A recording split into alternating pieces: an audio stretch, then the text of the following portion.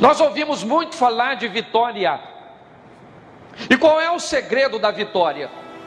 Será que Deus tem uma panelinha? Vou fazer vencedor e eu não fui muito com a cara daquele ali não, e por isso ele vai ser perdedor? Será que é assim que funciona? Não. A diferença do vencedor e do perdedor não está em Deus, não. Está na decisão que essas pessoas resolveram tomar. Então não depende mais de Deus para eu ganhar, nem você. Agora depende de mim e de você.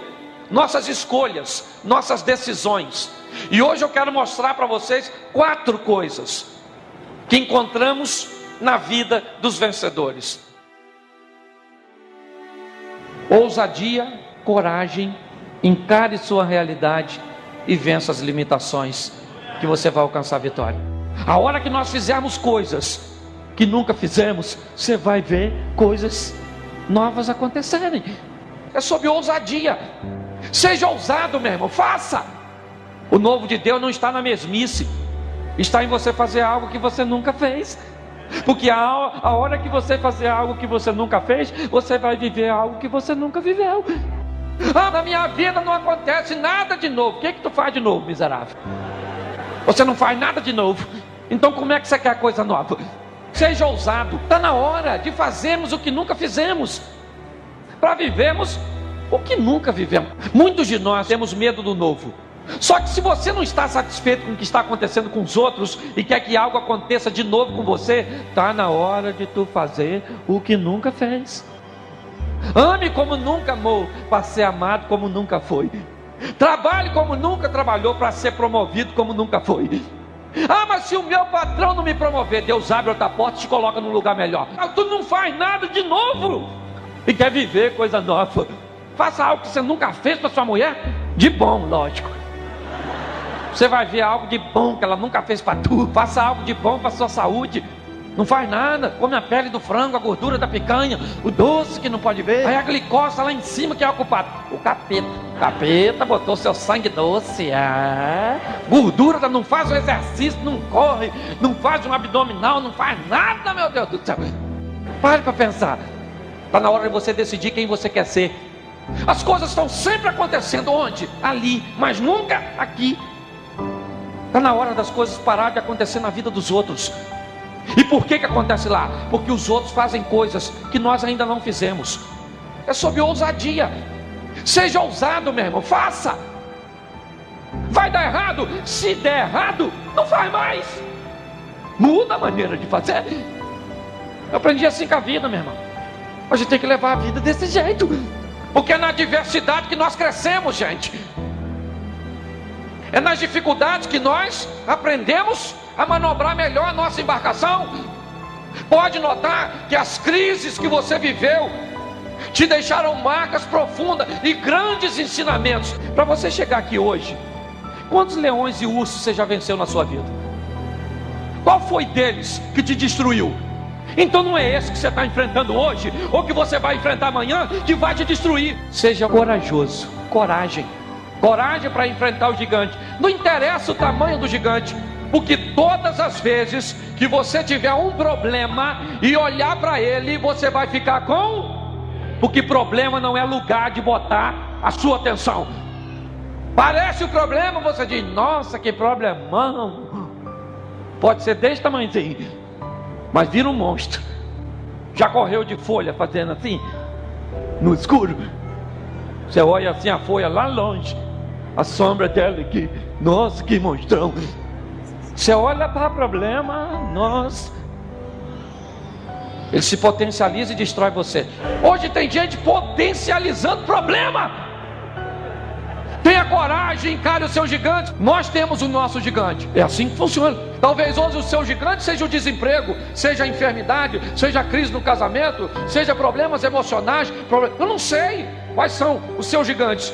Eu só sei que você pode olhar para ele, se acovardar e vê-lo te desafiar dia após dia e nada acontecer. Ou você pode obter coragem, saber de que você não peleja sozinho, levantar a cabeça e dizer, aí gigante, eu vou te vencer. E você vai ver que no final a vitória vai ser sua. Encare sua realidade. Algo muito importante na vida de um vencedor. Enquanto você não tem o que você quer, você trabalha o que você tem. Encare sua realidade. Ela é dura, mas é sua.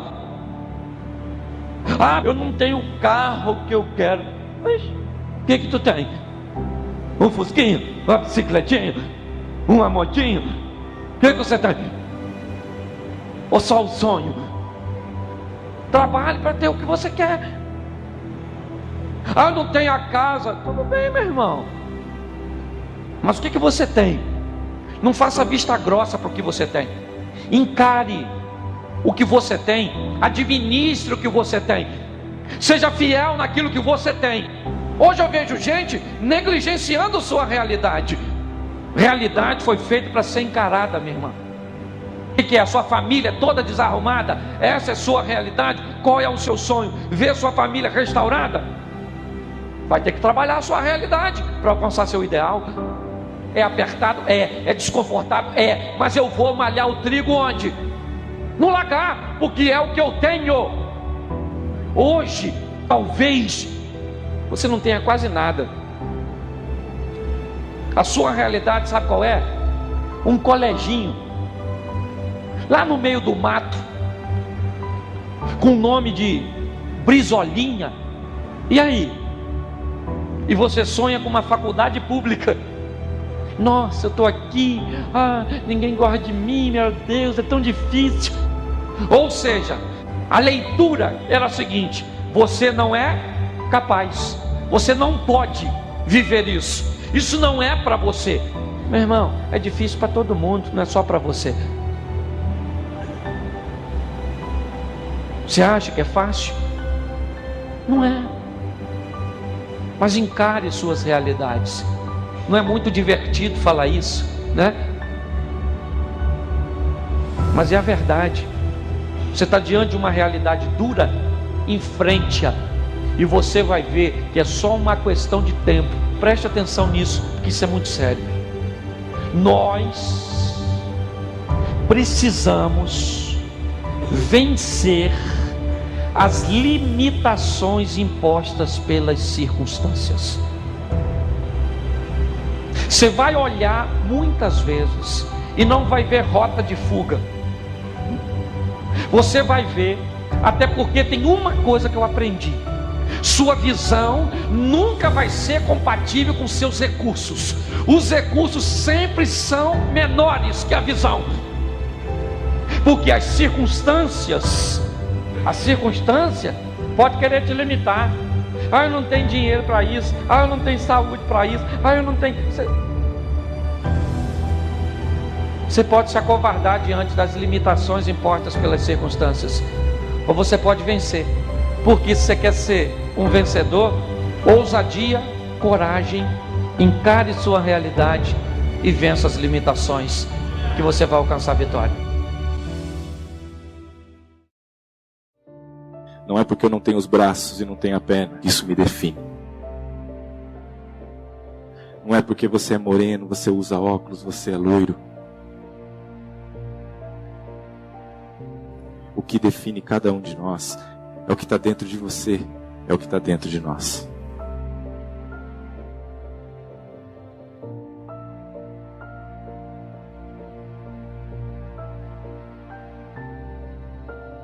Há 30 anos atrás, meus pais não sabiam o que ia ter um filho com deficiência. Minha mãe tinha 17 anos quando eu nasci. Muito nova. E ali, há 30 anos atrás, o ultrassom não era tão simples como é hoje. Eu lembro dos meus filhos, então a primeira coisa que eu queria ver eram os bracinhos, as mãozinhas, os pezinhos. Porque nenhum pai, nenhuma mãe espera ter um filho com deficiência. Isso é a pura verdade. Nós confiamos em Deus, acreditamos em Deus, mas a gente não espera isso. Não é algo que esperamos. Não era algo que meus pais esperavam. Nasci de 7 para 8 meses, naquela época era considerado prematuro. E meus pais não tiveram contato, assim como eu tive quando meus filhos nasceram, e acredito que muitos pais e mães tiveram aqui, porque hoje você filma, hoje você tira foto, hoje você participa ali do parto. Seu filho já nasce ou sua filha já nasce, você já carrega no colo. E meus pais não tiveram esse privilégio. Então eu já nasci e fui direto para a incubadora. E ali os médicos chegam para os meus pais e falam: olha, o filho de vocês não tem os braços e não tem as pernas. E se a gente fechar o olho e tentar imaginar uma criança sem braço, sem perna? Então era essa a primeira imagem que meus pais tinham de mim. Então quando meus pais voltaram para casa, muitos foram visitar por curiosidade.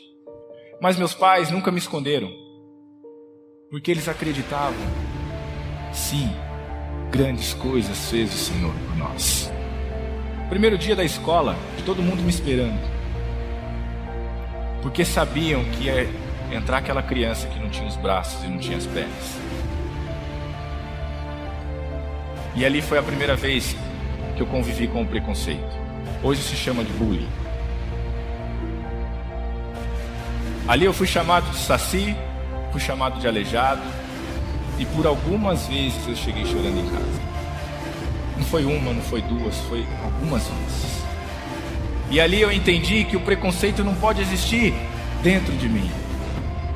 Eu não posso me achar incapaz de realizar meus sonhos e meus objetivos, porque o que habita em mim é muito maior. O que habita em você é muito maior. Você é capaz de superar seus obstáculos, de realizar e concretizar seus sonhos. E ali eu entendi que eu não poderia me achar inferior. E escolhi ir em busca dos meus sonhos e objetivos. É uma escolha que você faz. Qualquer um pode fazer. Você tem que entender uma coisa: pode o mundo não querer, mas se for da vontade de Deus, vai acontecer.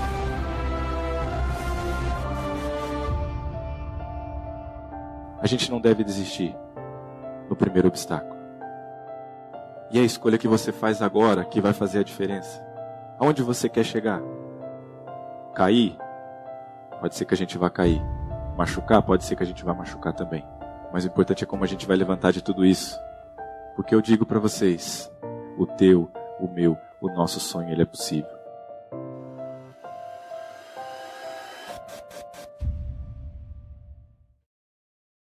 Nós não somos seres humanos tendo uma experiência espiritual. Somos sim seres espirituais tendo uma experiência humana. Não é à toa que nós nascemos chorando, porque nós sabemos a barra que nós vamos enfrentar na vida. Você não faz um bolo só com farinha, você precisa de vários ingredientes. O bolo da vida necessita vários ingredientes. O primeiro ingrediente, eu diria, é o respeito que você tem para com você mesmo. É o quanto você gosta de você. Ninguém pode ofertar o que não tem. Você não pode ofertar amor para o próximo se você não tem amor por si mesmo. Então a primeira coisa, tenhamos o amor próprio. Que a gente se respeite no mundo. Isso chama-se autoestima. Isso chama-se autoimagem. E eu tenho uma boa notícia para você. Ninguém está condenado a ser quem sempre foi. Nós somos os únicos animais no planeta Terra que temos a habilidade de transcender. Transcender significa começar de novo. Não interessa o que aconteceu na sua infância. Não interessa o sofrimento que você teve até hoje. O seu passado foi uma necessidade para você chegar até aqui. O seu futuro é uma possibilidade para você ir onde você quiser ir. Mas se você não se conscientizar disso, o seu futuro vai ser nada mais, nada menos do que uma repetição dos padrões do seu passado. Quais são os padrões existentes na sua família que você gostaria de se livrar deles? Porque a sua família, como a de qualquer outro, não é perfeita. O indivíduo, para ser médico, precisa fazer medicina. O indivíduo, para ser advogado, precisa fazer direito e fazer o exame da OAB. O indivíduo, para ser jornalista, precisa fazer jornalismo. Para você ser pai e ser mãe, você só tem que fazer uma coisa: copular, ter relação sexual. E os filhos nascem.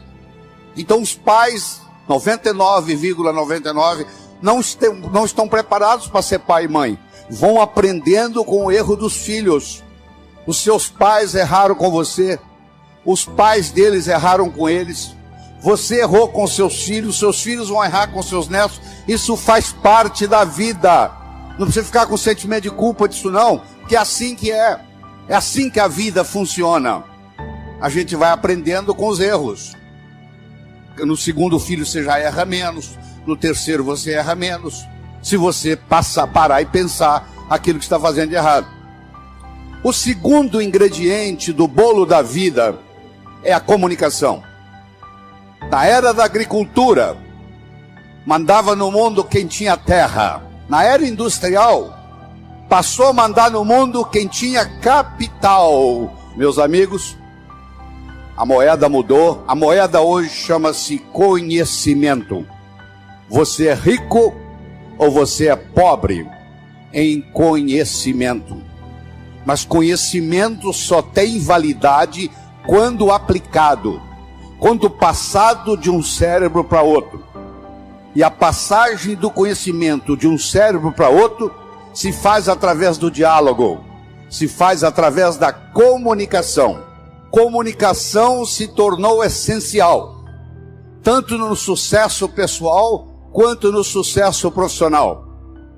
E faz parte da natureza do espírito humano evoluir.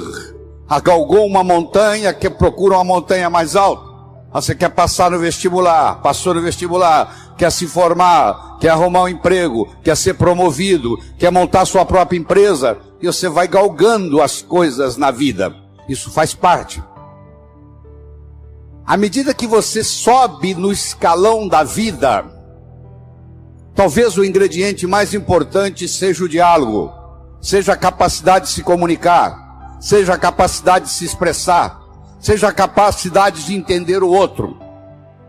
Então, se você me permite, eu vou apresentar para você um modelo de diálogo. Eu criei um modelo para isso. A comunicação tem 3 níveis. O primeiro nível eu chamo de boca-ouvido. O segundo nível eu chamo de cérebro-cérebro. O terceiro nível eu chamo de coração-coração. Boca-ouvido. Deixe-me primeiro fazer uma distinção para você. Ouvir e escutar não são sinônimos. Você ouve com o ouvido. Você escuta com o cérebro. Você já foi alguma vez num restaurante e pediu ao garçom para lhe trazer uma água com gás e ele lhe trouxe uma água sem gás? Ou você fez uma solicitação e ele lhe trouxe outra? Aquele garçom, naquele momento que ele recebeu o seu pedido, ele estava operando no nível 1. No nível 1 ninguém é promovido. No nível 1 você não conquista as pessoas. No nível 1 você não vai para frente na vida. Não interessa a nota que você tirou na escola, isso não faz diferença. Porque a escola lhe passa informação. A vida lhe exige competência de ação. O que cai na prova não cai na vida.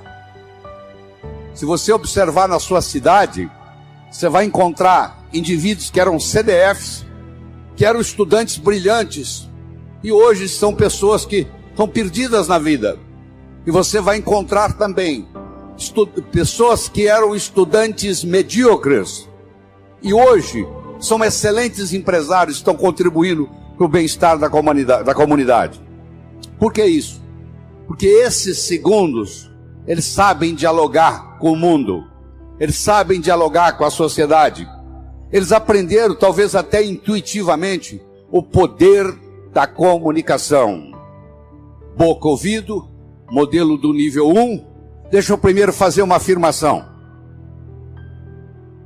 nós só chegamos ao coração das pessoas, passando pelo cérebro. Não tem outro caminho. É fácil você gostar de quem você gosta. Eu quero ver você gostar de quem você não gosta. Porque se você não gosta da pessoa, fica difícil chegar no coração. O caminho para você você tem que entender a pessoa, entender a problemática dela, entender de onde ela está vindo, por que ela atua daquele jeito. Aí finalmente você aceita a pessoa e chega no coração. Quando você está operando no diálogo nível 1, não acontece nada. É o pai que está dando um sermão para o filho. E entra num ouvido e sai no outro. E o pai não percebe que ele vem falando isso há 5 anos e não funcionou nada. Pelo contrário, o filho até ficou rebelde de escutar o pai falar aquilo. E o pai não se dá conta que aquilo não é diálogo, que é um monólogo que ele está falando para o vento. Porque está entrando no ouvido e saindo no outro. Você deve conhecer um ditado popular que diz assim: a palavra convence, o exemplo arrasta.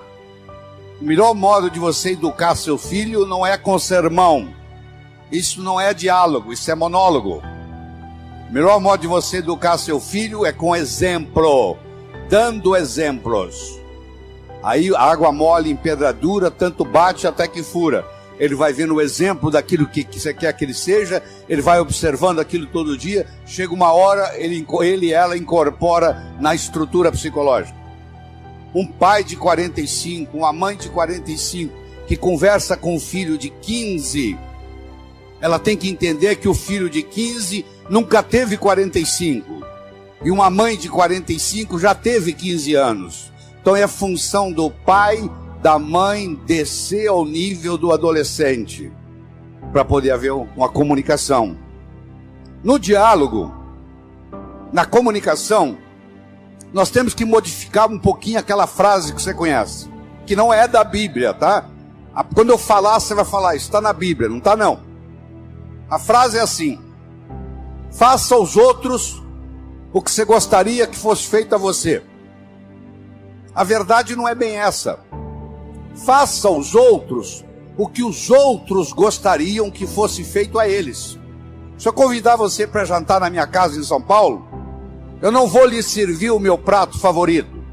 Pode ser que você nem coma. Eu vou perguntar o que você gosta. Se eu quero agradar alguém num processo de diálogo, eu tenho que ver o que a outra pessoa quer ouvir. Eu vou começar por ali. E não o que eu quero passar. Está acontecendo com a gente. Eu quero mostrar o meu ponto de vista para você, mas eu não me preocupo como que você vai receber esse ponto de vista. Aí sabe o que acontece? A natureza colocou um ouvido no mesmo nível do outro. Entra num ouvido e sai no outro. Aí não deixa de ser diálogo, passa a ser monólogo, porque não tem repercussão. Para esse diálogo se ocorrer, primeiro eu tenho que ter uma mensagem forte. Você só vai continuar me escutando se você estiver gostando da mensagem. Eu tenho que ter algo para poder passar para você. Essa é a mensagem. Segundo, nós temos que conversar de uma forma metafórica. Como é que Jesus ensinava? Jesus ensinava contando histórias. Como é que Jesus ia ensinar como é o mundo espiritual para quem está na terra? Sabe o que ele fazia? Ele fazia de uma forma metafórica. Ele contava parábolas. Ele contava histórias. Quando eu lhe conto uma história, você não pode dizer que você não concorda com ela. Eu estou lhe contando uma história. E dentro da história, eu coloco a ideia que eu quero passar para você. Era uma vez um navio de alta prioridade, porque carregava ouro. E de repente o motor desse navio enguiçou. E o dono do navio disse: para. Traga aqui o melhor mecânico da região. Eles trouxeram. Ele trabalhou um dia inteiro, não conseguiu consertar o motor. Ele disse: para. Traga aqui o melhor engenheiro mecânico do país mais próximo. Eles trouxeram. Ele trabalhou 2 dias, não conseguiu consertar o navio. Ele disse, para. Traga aqui de onde estiver, de helicóptero, quem montou essa máquina desse navio. E eles procuraram, encontraram e trouxeram ele e um assistente. E eles desceram no navio de helicóptero. Foram até a casa de máquinas, escutaram o barulho da tubulação, tocaram nos tubos. E tinha uma válvulazinha vermelha num canto. E ele perguntou para o assistente dele, você tem um martelo? Tem, me empresta. Ele foi lá e pim! Ligue! Eles ligaram, tudo funcionou às mil maravilhas. Os 3 indivíduos que trabalharam, o primeiro que trabalhou 1 dia, o segundo que trabalhou 2 dias, e esse que deu a martelada na válvula, mandaram as suas respectivas contas. Quem trabalhou 1 dia, mandou uma conta de $100. Quem trabalhou 2 dias, mandou uma conta de $400, $200 por dia, porque ele havia trabalhado 2 dias e ele era mais sofisticado do que o outro. E quem deu a martelada mandou uma conta de $10.000. O dono do navio falou, eu vou pagar, porque ele consertou o meu navio, mas eu só pago com uma condição, que ele mostre como é que ele chegou à conclusão de me cobrar $10.000. E ele mandou um bilhete para o dono do navio, para dar a martelada, $1, para saber onde bater com o martelo, 9.999. Você imagine que nós estamos almoçando e eu conto essa história para você. E você está pensando em me contratar para ser seu consultor na sua empresa. E você pergunta assim, doutor Laí, qual é a sua remuneração? E eu falo um preço elevado. Ao invés de você falar é caro, você vai pensar assim, esse cara sabe onde bater com o martelo. Eu preparei o seu cérebro para escutar o meu diálogo com você. Através de quê? Através de uma história. A pessoa que sabe dialogar, ela conversa metaforicamente. Terceira coisa importante no diálogo, é uma linguagem apropriada. Você já foi a um médico, e o médico começa a usar aquela terminologia médica que só ele entende. E aí você volta, e a sua família te pergunta, e aí, o que você tem? O que o médico falou? Ah, não entendi o que o médico falou. Esse médico não tem nada de inteligente. E outra coisa importante é a percepção. Uma coisa é o que você está passando, a outra coisa é que o outro está captando. Ah, você é um vendedor? Sou. Você é um bom vendedor? Ótimo vendedor. E aí, você tem vendido bem? Não, tem vendido muito mal. Então você não é um bom vendedor. Talvez a sua linguagem não está sendo apropriada, talvez a sua mensagem não está sendo forte o bastante, talvez você não esteja fazendo uso dos recursos, da metáfora, das histórias. Quando você trabalha esse fenômeno do diálogo desse jeito, quando você termina, a pessoa se sente convidada a participar das suas ideias. O filho, quando um pai sabe ter um diálogo com ele, quando termina o diálogo, o filho se sente convidado a experimentar o que o pai está falando para ver se dá certo. É um convite que ele recebe. Na vida, nós somos julgados por 4 coisas. 4 coisas. Nós somos julgados por aquilo que fazemos. Você pode marcar no seu relógio. Você encontra um estranho na festa. Nos próximos 5 minutos, ele vai perguntar para você assim: o que você faz na vida? A que é que você se dedica? Eu posso ter 2 pedreiros, um trabalhando ao lado do outro.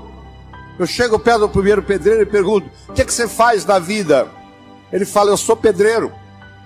Eu coloco um tijolo em cima do outro. Eu chego perto do segundo pedreiro que está ao lado dele e pergunto: o que você faz na vida? Eu sou pedreiro.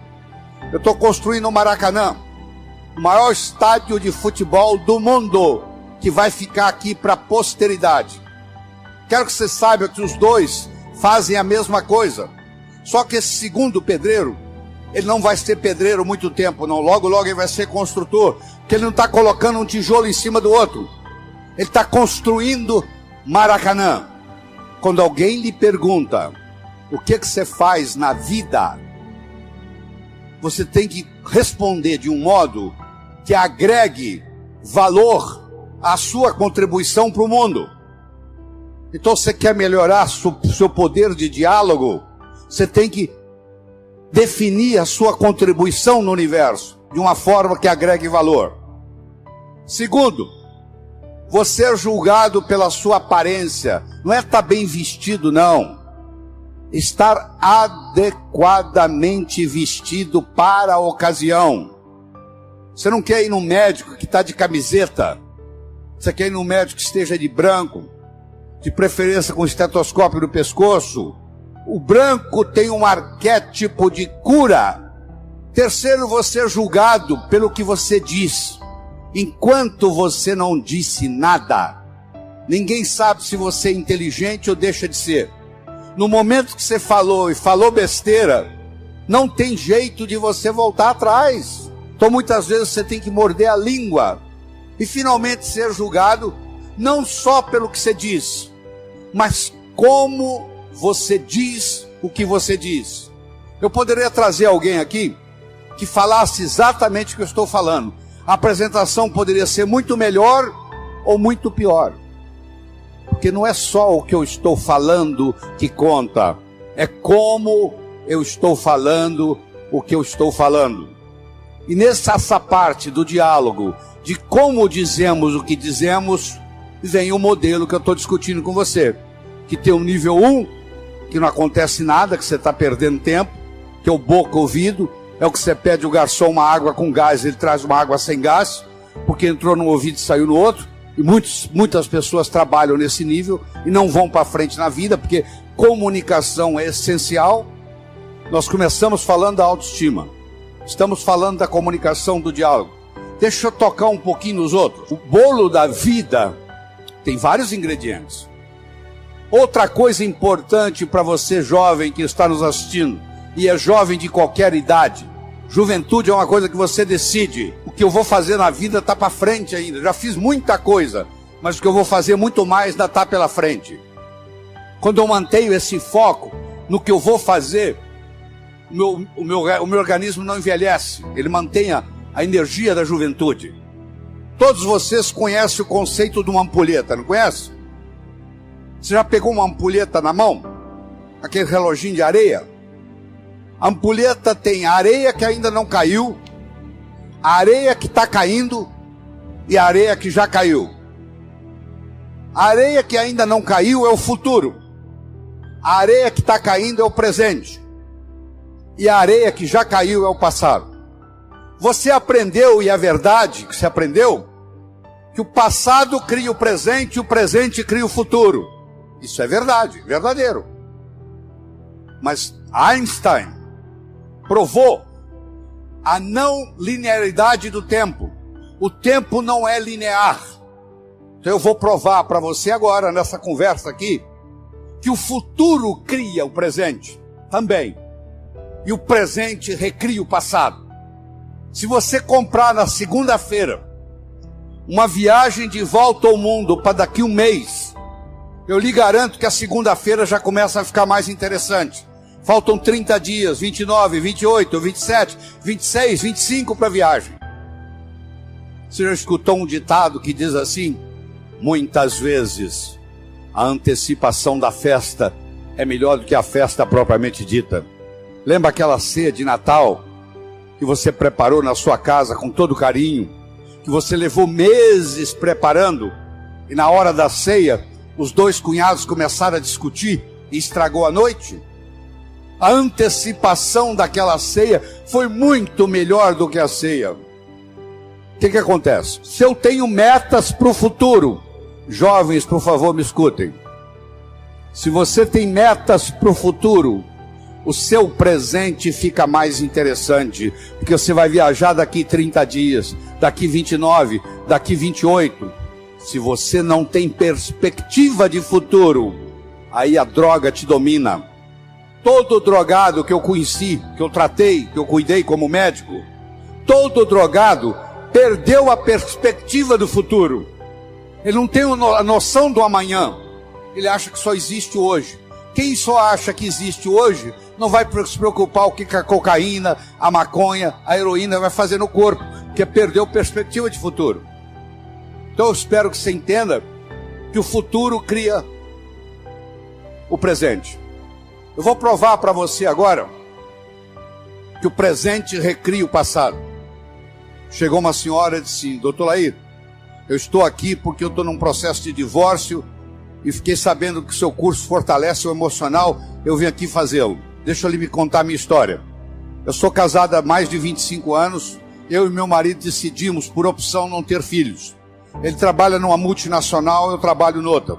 Ele sai de segunda a sexta para viajar pela multinacional. E eu saio de segunda a sexta para viajar pela minha multinacional. Sexta-feira à noite nós nos reuníamos, íamos para um sítio que nós passávamos sexta-noite, sábado, domingo, voltávamos segunda de manhã.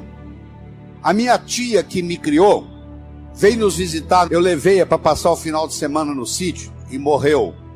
E eu nunca mais tive coragem de ir lá. O meu marido não abre mão, ele viaja durante a semana e sexta-feira ele vai para o sítio. Eu não vejo ele durante a semana, não vejo ele no final de semana. Nós somos nos distanciando, estamos num processo de divórcio. Eu perguntei para ela assim: mas por que a senhora não vai no sítio? Falou: porque a minha tia morreu lá. Eu falei: mas justamente por isso. A sua tia saiu lá para te dar esse presente, para morrer no sítio, para mostrar para você o quanto que ela gostava de você. Isso tem uma simbologia. Dá para você captar essa simbologia, que ela fez questão de vir morrer do seu lado. E eu fui falando, ela foi escutando, ela não conseguia parar de olhar no relógio. E o que ela queria? Ir para o sítio. Está casada com o marido até hoje. Eu não consigo mudar o fato da tia dela ter morrido no sítio. Eu mudei no diálogo a interpretação da morte da tia dela no sítio. Eu não consigo mudar o passado de ninguém. Mas eu quero que você saiba que tudo que aconteceu com você aconteceu por uma necessidade, talvez espiritual. Talvez tenha trazido você até aqui. Eu não vou perdoar o meu pai pelo que ele me fez. Onde é que está seu pai? Ah, ele já morreu.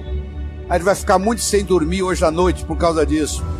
O fato de você não perdoar o seu pai é mais ou menos assim: eu vou tomar o veneno para matar aquele cara, mas eu tomo o veneno. Isso não é tão ridículo, não é? O cara vai tomar o veneno para querer envenenar o outro. Quando eu tenho ressentimento do meu pai, quando eu tenho ressentimento da minha mãe, primeiro eu vou ter ressentimento de todos os homens e todas as mulheres no mundo, que isso vai repercutir. Cada vez que eu encontrar um homem, vai lembrar do meu pai, eu vou ter problema. Cada vez que eu encontrar uma mulher, eu vou lembrar da minha mãe, vai ter problema. Então, se você perdoar o seu pai e perdoar a sua mãe incondicionalmente, só pelo fato de ele ser seu pai e pelo fato de ela ser sua mãe, não é a pessoa em si, não. Eu estou querendo que você perdoe o arquétipo pai. Eu estou querendo que você perdoe o arquétipo mãe. Não é que agora você perdoa a sua mãe, você tem que trazê-la para morar com você, não. Você que tem que terminar e dizer: ó, o que você fez foi feito, você fez o... Eu lhe garanto que os seus pais fizeram o melhor que eles sabiam fazer. Não fez melhor porque não sabia. Eles não sabiam o que eles não sabiam. No momento que você perdoa, isso é mágico no seu corpo, porque isso muda tudo. Isso muda a sua energia, muda a sua capacidade de ganhar dinheiro. Se você tem ressentimento do passado, você cancela o seu futuro, você não tem perspectiva de futuro. O ressentimento do passado não deixa você ter perspectiva de futuro. Não interessa o que eles fizeram ou deixaram de fazer. Você não vai passar a sua vida no passado. O seu passado é uma necessidade que aconteceu para você chegar aqui. Ele é conhecido, você sabe o que aconteceu. O seu futuro é uma possibilidade. E ele é desconhecido até que você decida qual que ele vai ser. E eu sugiro que você se concentre lá, no futuro, porque é lá que você vai passar o resto da sua vida. No momento que você fizer isso, seu coração vai se abrir. E essa renovação de esperança vai encher o seu coração. E a sua viagem aqui vai ficar inesquecível. Que vai ficar um antes e vai ficar um depois. Eu espero de coração que novos caminhos se abram à sua frente, que o vento sopre levemente às suas costas, que o sol brilhe suave e morno no seu rosto, que a chuva caia de mansinho em seus campos, e até que nos encontremos de novo. Que Deus lhe guarde nas palmas de suas mãos. E eu fui à lona. E eu quebrei. E confesso, hoje, com 50 anos, que foi a melhor coisa que aconteceu na minha vida. Porque em 1986, gente, o Brasil viveu uma euforia. Só que foi voo de pato, aquele voo de um ano só, né? E eu achei naquele momento que eu estava rico. Carro novo, pulseira de ouro. E aí em 87 veio uma crise, pior que essa que nós estamos passando aí agora. Os juros explodiram de preço. Tudo que eu tinha passou a valer 25%. Não valia nada. Eu não conseguia vender nada. Ninguém comprava mais uma máquina, ninguém comprava nada. E eu fui à lona.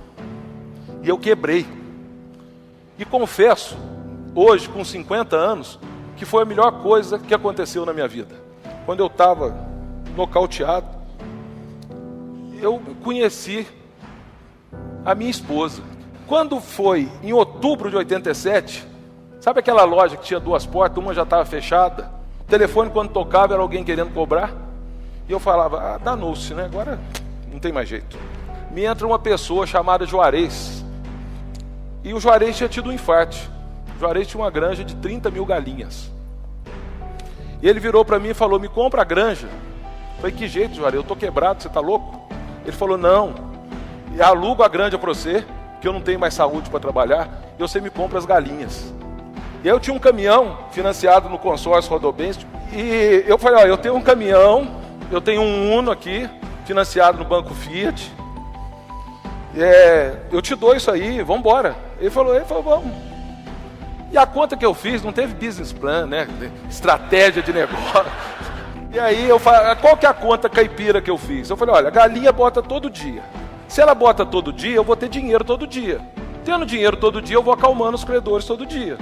Eu comecei, agora eu pago as contas, né? Trabalhava dia e noite, vamos e vai. Rogério me ajudando. Um dia, o gerente de um banco, danado, viu? Eu estava devendo nesse banco, não tinha dinheiro para pagar.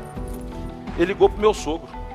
Aí cheguei de noite e ela chegou, o olho chorando, falou assim, acabou. Não sou mais sua noiva. Você mentiu para mim. Foi mentir não, eu omiti. Você mentiu, você está quebrado, você está devendo, e eu não quero isso para mim, eu não aceito isso, eu não aceito cobrador na porta de casa. Fui embora para casa. Em 1987, imagina, o uísque era Old Age, né? Tomei um litro daquele uísque, acordei de ressaca, com as mesmas contas, sem a namorada, sem a noiva, e agora complicou. E aí, quando vê, para minha felicidade, quem que chegou lá em casa? Cidadezinha pequena, 12 mil habitantes, tocou a porta, era a Rogéria. Obrigado, Rogério, daquele dia. Ela chegou lá em casa e falou assim, olha, não sou mais sua namorada, não sou mais sua noiva, mas sou sua amiga. Levanta dessa cama, eu vou te ajudar a trabalhar. Não conta comigo como noiva nem namorada, mas eu sou sua amiga. E aí, eu lembro que na época eu não tinha computador. Eu fui numa papelaria e comprei uma folha de papel almaço pautado, que eu acho que os jovens aqui não conhecem. E ela era folha dupla. E ali eu sentei com a Rogéria, comprei uma caneta Bic vermelha e uma azul, porque na época não tinha marca-texto. E lá eu comecei a escrever todo mundo que eu devia. E aí eu fiz uma agenda de credores, e eu ia com eles, ia pedindo ajuda, contando minha história. E assim eu fiz. Eu não tinha estoque de milho. Várias vezes eu dormia sem saber o que as 30 mil galinhas ia comer no outro dia. Deus foi tão bom para mim, que as galinhas nunca deixaram de comer. Era para comer às 7, comia às 8h30, às 9, mas comia. E era uma coisa interessante. Eu tive 2 momentos muito difíceis da minha vida. Nós tínhamos uns granjeiros que nos protegiam, que eram os granjeiros menores. E uma vez eu fui pegar um milho emprestado deles, que a gente emprestava um para o outro, sabe aquela coisa de pobre? Um vai emprestando, vai comendo e um me emprestou o milho, sem ele saber, lógico, o milho estava contaminado. E as galinhas pararam de botar, fizeram greve. Elas ficaram 3 dias sem botar. Foi assim, no primeiro dia botou menos, no segundo menos ainda, no terceiro zerou. Nesse dia meu sogro chamou e falou: rapaz, para de ser teimoso. Vai vender essas galinhas por Horácio, que era o comprador de galinha, acaba com isso, agora o povo vai ter dó de você. E aí eu fui num granjeiro, que era o maior granjeiro da época, da cidade, e calcei minha cara, que eu era inimigo comercial dele. Falei assim: Pedrito, me arruma 6.000 quilos de ração pronta, que eu tô com um problema lá na granja, eu preciso ver se é um problema dentro da fábrica e tal. Foi veterinário do Brasil inteiro, não descobriram. O Pedrito me emprestou, as galinhas voltaram a botar, no segundo dia botou mais, no terceiro botou, e Deus foi tão bom, acho que ele estava testando a minha fé, elas foram botando até mais do que elas precisavam ter botado. Então, ao longo de um mês, elas neutralizaram aquela perca dos 3 dias sem botar. Eu não podia perder um ovo, perdi 3 dias de produção. Vencer o salário dos funcionários, eu não tinha dinheiro para pagar. Em 31 anos foi a primeira vez e única que eu não tive dinheiro para pagar os funcionários. Na época devia ser uns 20. Reuni eles à tarde, falei: olha só, vocês estão vendo o que está acontecendo, eu não tenho dinheiro para pagar, mas quem precisar de alimento pode ir no supermercado Arco-Íris, quem precisar de farmácia pode ir na farmácia Nossa Senhora de Fátima, daqui uns 5, 6 dias eu consigo pagar vocês. A verdade gera confiança. E aí, veio 89, ano ímpar. Casei, paguei a minha última dívida. Eu lembro que a última dívida daquela folha de 4 páginas era um acerto de carro, e eu tinha 2 correntes de ouro ainda. Eu falei: pelo amor de Deus, deixa eu te dar essas correntes de ouro aqui e acabar com isso. Ele falou: mas como é que nós vamos calcular o preço disso? Eu falei: é simples, pesa na balança Filizola ali do supermercado. Mas e quanto custa a grama? Eu falei: pega o estado de São Paulo de ontem, vamos lá ver quanto custa a grama do ouro. Não tinha internet, não tinha nada, era retroativo. E ele aceitou. E ali eu paguei minha última conta, fui para casa aliviado. 89 eu casei. E aí eu comprei um caminhão novo, uma F4000 nova. Comprei o primeiro terreno, 15 quilômetros de terra. O dia que eu mais precisava de dinheiro é o dia que mais o caminhão atolava por causa do barro, na época da chuva. Mas construí a primeira granja de 70.000 galinhas. E aí eu fazia gaiola de dia para os granjeiros ricos e à noite para mim. Aí em 92 eu já tinha uma granja de 70.000 galinhas e eu sonhava com uma granja perto do asfalto. E aí fiz uma granja, beira do asfalto, 30.000 galinhas. E um dia eu chego, porque na parte da manhã eu ficava ajeitando as contas no banco, né? Na parte da tarde eu almoçava e ia para a granja. Quando eu cheguei, eu morava num sobrado. Quem que eu encontro na escada? Rogéria. Ligaram lá da granja agora que o galpão caiu. Nossa senhora, gente. Eu falei: agora acabou meu sonho. Imagina, beira do asfalto, metido, foi fazer um negócio novo que ninguém faz. E ainda caiu. Quando eu cheguei, eu vi que o galpão estava de pé, tinha caído o miolo. E aí nós consertamos de noite, de dia, de noite. Uma semana estava funcionando e ninguém riu de nós. E ali eu aumentei a produção em 50%, já tinha devolvido a granja do Juarez. E aí eu conheci o senhor Aguinaldo, da rede de supermercado Paz Mendonça, do Rio de Janeiro. E vendi um caminhão de ovo para ele muito fácil. E eu e a Rogéria éramos os promotores. A gente começava em Nova Iguaçu e terminava em Alcântara, porque era onde tinha as lojas. Nós éramos as primeiras pessoas que iam arrumar os ovos nossos. Mas aquilo, aí eu tirei uma carreta no consórcio, comecei a vender para ele hortifruti granjeiro, batata, e o negócio foi crescendo. Só que naquele momento eu estava vendo que todos os ovos estavam numa cesta só, e aquilo não era duradouro. E aí eu falei: deixa eu voltar para onde eu comecei, que é a produção de ovos. E aí eu fui para a Europa e vi que aquela granja de 70.000 galinhas, que vocês viram que eu fiz, lá já não existia, fazia 40. Era um modelo bem ultrapassado. O galpão suspenso, que para o Brasil era o que tinha de mais moderno, eles estavam desmanchando lá e fazendo as primeiras granjas automatizadas. E aí eu virei para o dono da fábrica, que era na Espanha, em Pamplona, virei para ele e falei assim: eu não tenho dinheiro para comprar 2, eu só tenho dinheiro para pagar 1, mas o senhor tem que me mandar 2. Aí ele falou, carta de crédito? Eu falei, não, é confiança, é cheque especial, é um galpão. O dia que eu pagar, e tem uma coisa, o dia que eu pagar o segundo, você manda o terceiro. O dia que eu pagar o terceiro, você manda o quarto. E aí nós começamos a primeira granja automatizada do país. Tinha uma rede de supermercado no Rio de Janeiro, dos irmãos Cunha, que era Dallas, Rainha e Continente. E eu queria muito, o sonho de qualquer pessoa era vender para essa rede, que era, além de serem pessoas corretas e honestas, eram grandes compradores. E eu, através, querendo chegar em algum deles, e eu consegui chegar no Carlos Cunha, que era dono do Dallas. E aí convidei ele para ir na granja. E ele foi na granja comigo, como cliente. Passou uma semana, ele ligou para mim. Falou assim, a partir da semana que vem, você vai fornecer todas as minhas lojas do Dallas.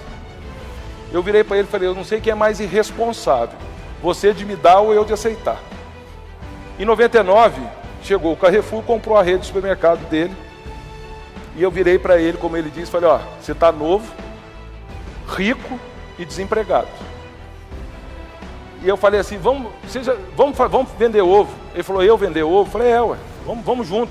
Junta a sua inteligência de conhecer o supermercado, conhecer cliente, junta a força de trabalho e a minha experiência, vamos fazer uma história junto.